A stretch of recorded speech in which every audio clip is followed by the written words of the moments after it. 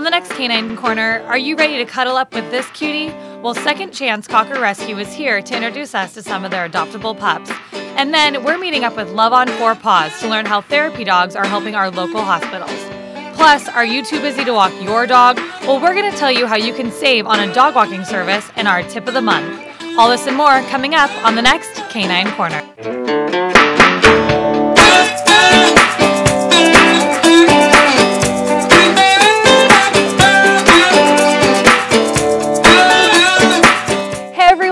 I'm Meagan Medick and welcome to Canine Corner, the show that guarantees to keep your dog's tail wagging. Today I am very excited to introduce you to some therapy dogs here in Torrance. But before we hop into all that, let's take a look at these spunky Cocker Spaniels who are looking for their forever home. Rescue.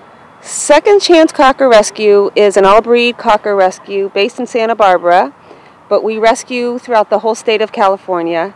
And we rescue dogs all over the city's and county's shelter system, and we put the dogs in foster homes, put them on our website, get them vet checked, groomed, and then look for forever homes. We're a little bit madly in love with this breed. They're usually between 25 and 35 pounds. They're a medium to small sized dog. Just beautiful, as you can see. There's they got a lot of popularity from Lady in the Tramp from the 50s. And now the breed, unfortunately, you can find a lot of them in the shelters. And they're a perfect size for a family or that's in a small home or an apartment. But they're also great in, in a big home with a large setting. But mostly, I would say the best part about the breed is they just want to be with their people. And they love to cuddle and they love to snuggle. And they're like little shadows. They like to follow you everywhere. So if someone wants company, this is the right breed for you. I am Chance's foster mom. He is 2 years old, Cocker Spaniel. He is just adorable. He's a little cuddle bug, loves to cuddle with you. He follows you everywhere around the house. Chance is great with other kids. If it was a family full of teenage kids that he could follow around, it would make him really happy. He loves my cat, so he'll follow my little cat around and look at her and smile. And he's great with my dog, so he's just a great all-around dog and would make a wonderful pet for somebody. This is Lucy. She is a 1-year-old female black Cocker Spaniel. She was rescued from a Northern California shelter and went into a forever home in Sacramento, and unfortunately one of the parents died and they weren't able to keep her anymore. So she came back to Second Chance Cocker Rescue. And she is now looking for her forever home again. She is a sweet, sweet Cocker. They don't come sweeter than Lucy. She is great with other dogs. She is really good with kids, primarily 8 and older. This is Dallas.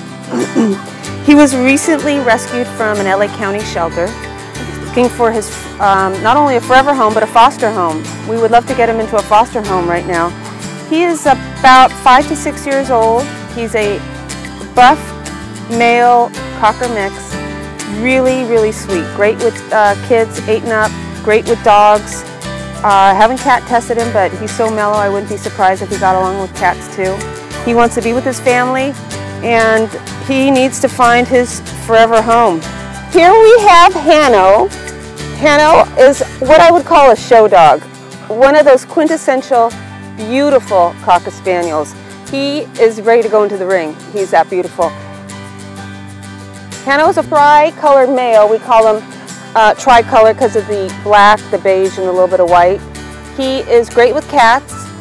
He should be in a home without kids. He has all his tricks down. He can sit, he can stay, he can roll over. He's been trained really well. Here we have Austin. He was recently rescued from a LA County shelter also.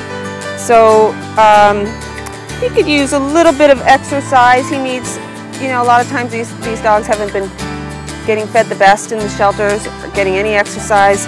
So once he gets back into shape and needs to lose a couple pounds, Austin is your man. He is the most loving, sweet, friendly dog.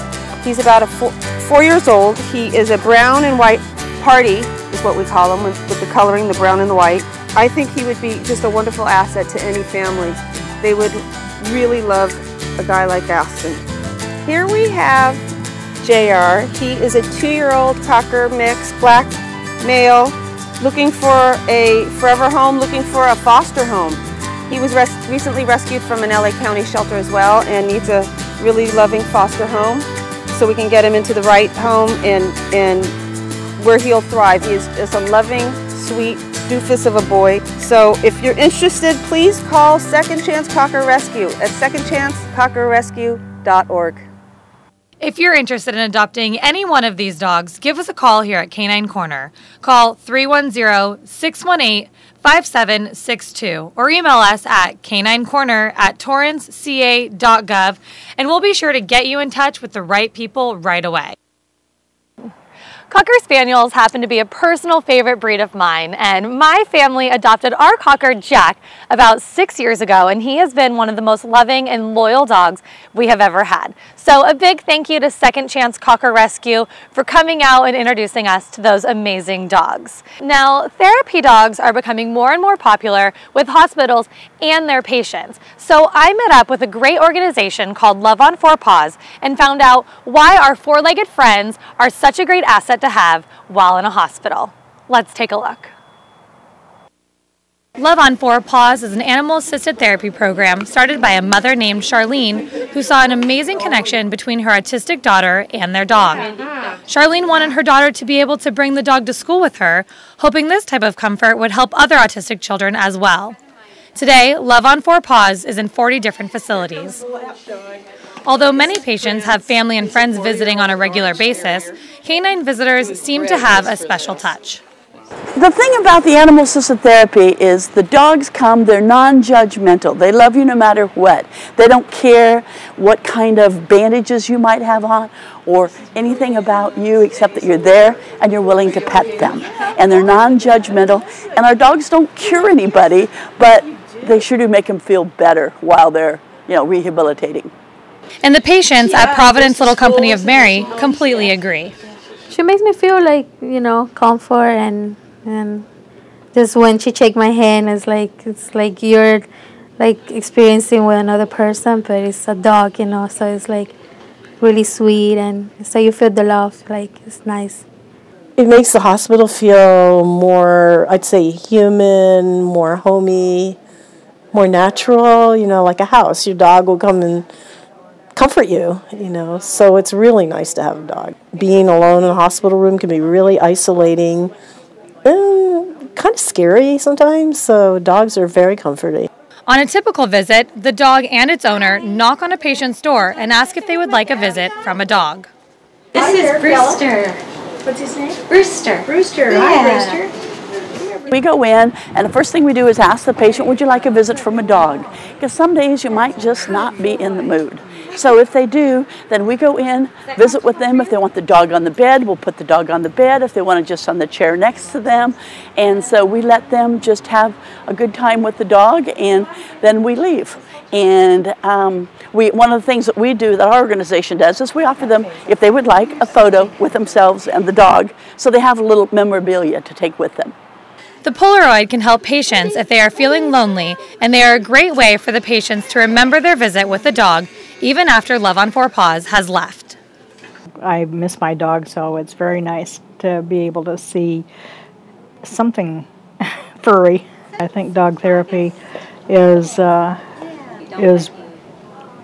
absolutely essential. I spent 10 years taking care of my mother who had dementia, and the dog was the thing that helped keep her connected. But it's not just the patients that are benefiting from the dogs. They also provide a comforting outlet for the doctors, nurses, and family members who are anxiously awaiting in the lobbies. From what we've seen, it just makes a tremendous difference for three sets of people. The patients, first of all, their family members, and the staff. It really seems to impact all three groups, and when the dogs walk through the hall, the atmosphere changes and turns to love, and everyone's gushing over the animals, and it just releases a lot of tension for everyone. The perfect therapy dog is simply a dog that loves people more than anything. But being well trained is a requirement to be a part of the program. Brewster, who came from a lab rescue, was simply made to help others. I would be walking him and people would say, wow, he should be a therapy dog. And then also my father-in-law is in a wheelchair, and after we had gotten Brewster, we brought him over to visit, and my father-in-law, his face just lit up, you know, and he just made his day. So that kind of convinced me he'd be good. Carlene says that volunteering gives her an overwhelming thankfulness that she is making a difference in somebody's day. But her favorite part is seeing Brewster at work. Just watching him do his thing, you know, and seeing how he interacts with the patients and how he just knows that it's the thing for him to do. The Jackie Prindle Therapy Program funds the Polaroids used by the Love on 4 Paws visits to the hospital, which makes for over 200 comforting visits a year.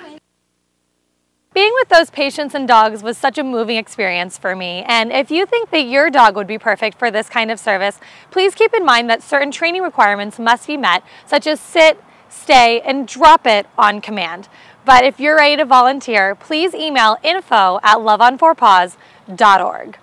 Now, we have to take a quick break, but when we come back, we're meeting up with South Bay resident and owner of Daddy's Dog Walking to get a personal lesson on how to properly train your dog to walk on a leash. But not only that, we're getting answers to your questions on dog walking, and we have a great tip of the month that you're not going to want to miss. All that coming up on Canine Corner. I hope you find a home. I hope you find a home. Hey, maybe you'll be picked next. Maybe you'll be picked next. We've been caged together too long. We've been caged together too long. How come nobody ever picks me? Maybe they're looking for somebody different. Pick me. Well, the shelter's closing up for another day. We didn't get picked. I know. Tomorrow. Guaranteed. Hey everyone, and welcome back. Now, if your dog is anything like my Owen, then he or she is walking you instead of the other way around. So I met up with Brian Warren, a professional dog walker, and found out the great benefits that can come when you walk your dog properly on a leash. Let's take a look. Brian Warren took a job as a dog walker over 10 years ago, and instantly he knew it was the best job he had ever had. He started walking dogs from 9 in the morning until 6 at night and was never happier. I started my own business 2 years ago, and our primary focus at Daddy's Dog Walking is forming better relationships with dogs and their owners. And we do that by providing dog walks, pet sitting services, and house sitting services. With the busy nature of pet owners' lives, a dog walking service can provide that extra TLC your dog needs when you can't be there. A tired dog is a happy dog. If you can get your dog exercise during the day, that's going to make for a more relaxed dog when you get home from work, and that'll enable you to have more quality time with your animal because he's not bouncing off the walls. Besides getting the necessary exercise, Brian says walking your dog can bring other great benefits into your animal's life. Walking your dog is a wonderful opportunity for you to bond with your animal. A lot of people see it as taking your dog out to go to the bathroom. But it's so much more than that. It's an opportunity for your dog to get exercise, and it is an opportunity for you to bond with your animal. Before going on a walk, it is important that the dog is calm so they are able to enjoy the walk and not be worn out simply from pulling on their leash. When I go to meet dogs, I try to slow things down. I try to bring the animal into my calm, assertive energy, and I try to get the animal's attention by talking slower, quieter, and I try to get the animal to calm down. Most of the time, animals are very excited to see us. I try to bring them in to this calm energy. That gives us an opportunity to bond better. Dogs listen more when things are slower and calm. When dogs are excited and energetic, they don't listen as much. They don't pay as much attention because there's so much going on. So that is one of the things we focus on at Daddy's Dog Walking, is becoming assertive and calm leaders. That creates an opportunity for animals to bond with us. Not only are walks with our pets a bonding experience, but they are also the time where the dynamic of the pack leader and pack follower is established. Once you get your dog following you on the dog walk instead of charging out in front of you and leading you down the street, it creates opportunities for you to take care of their behavior in so many ways. To make sure that Brian is the perfect fit with your four-legged friend, he always does a free consultation before starting any service. I need to meet your dog. I need to see his environment. I need to see what he does. I need to see how you interact with him. That way I'll know better how to help you and help your animal. If there's any needs or concerns or problem areas, we identify those at the initial consultation, and then we can begin your dog walking service. Taking care of our pets. I bring a level of comfort with animals, and I like to think that I bring a level of comfort with people. A proper dog walk helps your dog listen to you and makes for a very happy pup. Brian feels very fortunate to be able to do what he loves every day. My favorite part of the job is seeing owners get benefit from what I do when they're not there. When I hear owners are having a better relationship with their dogs due to the work that I'm doing when they're not home, that is the best part of my job. Being a dog owner myself, I took my energized boy Owen to meet Brian and see if we could learn some tricks to improve our walks. All right, guys, well, I am here with Brian from Daddy's Dog Walking. And Brian, I would like you to meet my cute boy Owen. Hello, Owen. How are you, buddy? Now, I usually walk him, and I use this harness, and I use this retractable leash. But I know that for today, since we're going to be training, we're going to use a different leash, correct? That's right. We can change the dynamic on the dog walk with the different tools that we use. So if you want to show me how you walk Owen with the harness and the leash, that would be great. Okay, sure. I mean, he's going to be showing you how he walks me. Very good. Let's start there. That's a good place to start. All right, Owie, let's do it.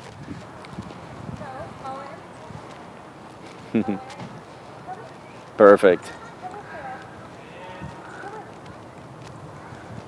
No, Owen, over here.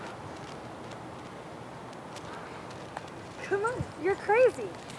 So that's great. That's perfect. That's a typical walk. Yeah, you can see that he's going to get a lot of exercise like that. Yeah. But you can also see that his mind is always constantly active. He's always looking for something to do, something to smell, yes, someplace to go. Yes. And that's not going to allow him to relax very much. Okay. So what we're going to try to do with Owen is I'm going to try to show you, now he's had no training on this, but I'm going to try to show you the difference when you use a leash and a collar. Okay. And I'm going to try to get him to follow me, and I'm going to try to get him to relax a little bit. So let's see how that works. Hey, Owen, come here.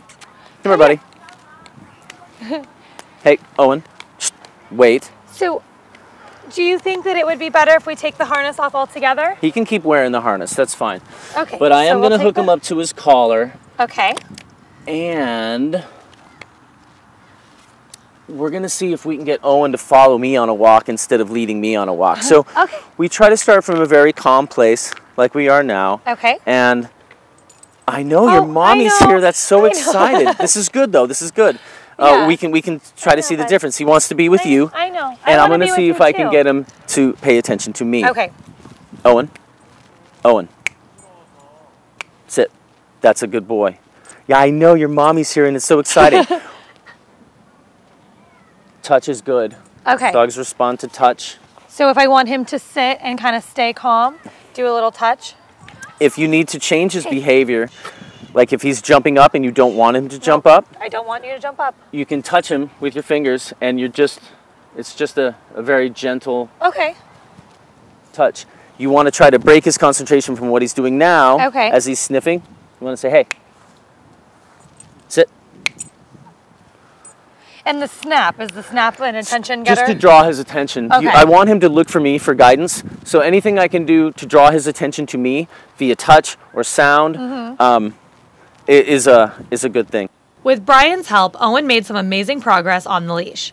I could tell the shorter leash around his neck was a big change from the extendable leash on his harness. But with the leash around his neck, Owen is able to feel the movements of the leash in my hand more accurately, which helps lead him in the right direction.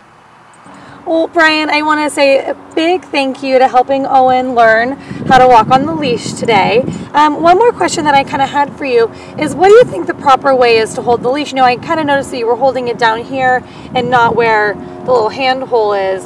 So why were you doing that? Well, I'm trying to hold the leash in a position where it creates a good dynamic. You want your dog to be, next to you, not in front of you. So I just try to hold the leash comfortably and relaxed and secure. So wherever you hold the leash, to make that happen is a good place to hold the leash. Okay, definitely. So what we're gonna do from now on is I'm not gonna use his retractable big leash that he can run away from me with. I'm gonna use this leash and have some more control, and I'm gonna use it around his collar instead of his harness, just so he can kind of stay focused on me when I pull a little bit on his neck, so he can stay relaxed. If he is looking away, I'll snap, so to get his attention, and I'll do a little touch so he can look at me and kind of say what, and then I can tell him what. So that's what I learned today, and I hope you guys learned the same thing. So Brian, if people want to get a hold of you and Daddy's Dog Walking, where can they go? You can find me at daddysdogwalking.com. That's daddies with a Y, daddysdogwalking.com. Perfect. Thank you so much again. Thank you, Megan. It was great seeing you today. Thank you. Now, Owen was clearly a beginner, but since that lesson, we've been using his collar and a shorter leash so I have control. I've also been doing the snap to get his attention and the touch to let him know that it's time to keep moving.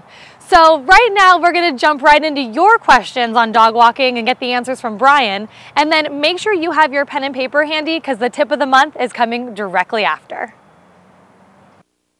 My question is it better to use a harness on a dog or a collar? I would say the difference between a collar and a harness, whatever is working best for you. There are some dogs that have troubles with their neck. A lot of short-necked dogs, like bulldogs, work best on a harness. But I think that a collar and a leash is the best way to connect with your dog, to make that direct connection. What is the best type of a leash to get for a dog? Well, my answer to that is the kind of leash to use is whatever leash works for you. Leashes are tools. Tools used properly are the way to go. I like to use a standard 6 to 8 foot regular leash, whatever's comfortable in your hand. The flexible retracting leashes are great when used properly, but they also encourage your dog to get out in front of you and to do whatever he wants. And that's fine as long as you take the opportunity to train him to walk next to you. I think that's important. So the leash isn't as important as how you use it. I'd like to know, how do you get your dog to stop pulling on the leash? Stopping pulling on the leash is one of the things we try to do with all dogs. The best way to do it is to create a presence with yourself, calm, assertive energy. That way your dog is looking to you for guidance. When your dog is looking to you for guidance, then you are the leader and he is the follower. And it is best to create that dynamic to stop pulling. Your dog won't pull you if he knows you're in charge, if he's looking to you for guidance. So there's different ways to do that, and it can sometimes be a long and involved process, but the best way to stop your dog from pulling is to create a leadership role in yourself. Brian is offering 10% off a dog walking service. You can email him at brian@daddysdogwalking.com or visit their website at daddysdogwalking.com. And be sure to mention that you saw them on Canine Corner. Thank you so much, Brian, and everyone, make sure you cash in on that amazing tip of the month. Now, if you missed our dog adoption segment at the beginning of the show, here is your recap. First, we have Chance. He's a fun-loving 2-year-old Cocker male. Chance loves playing with toys, following you around, and being in his bed. He is fully housebroken, great with other dogs, and likes to play with cats, too. Chance is very ready to be someone's best friend. Next, we have the only girl in the bunch, Lucy. Lucy is a 1-year-old Cocker Spaniel who is simply the belle of the ball. Her shy personality and her big puppy dog eyes can make anyone melt. Lucy loves walks, playing outside, and would never turn down a scratch behind the ears. Dallas is our next dog up for adoption. He is a 5 to 6-year-old male who could be described as the ultimate couch potato. Dallas is ready to cuddle you to death, and when he isn't playing with his toys, he is a very good watchdog. Dallas will keep you company and keep you safe. Hanno is also a male Cocker Spaniel. He is about 4 years old and very well trained. Hanno can sit, stay, and knows to only go to the bathroom outside. He loves people and will make you feel very loved. Gorgeous Hanno is ready to turn heads on a walk with his forever family. And don't forget Austin, the goofy 4-year-old male. Austin is looking for a foster home as well as a forever home. He came from a Los Angeles shelter and has big brown eyes that make him one of the cutest cockers out there. Austin definitely will give any family a lot of love and joy.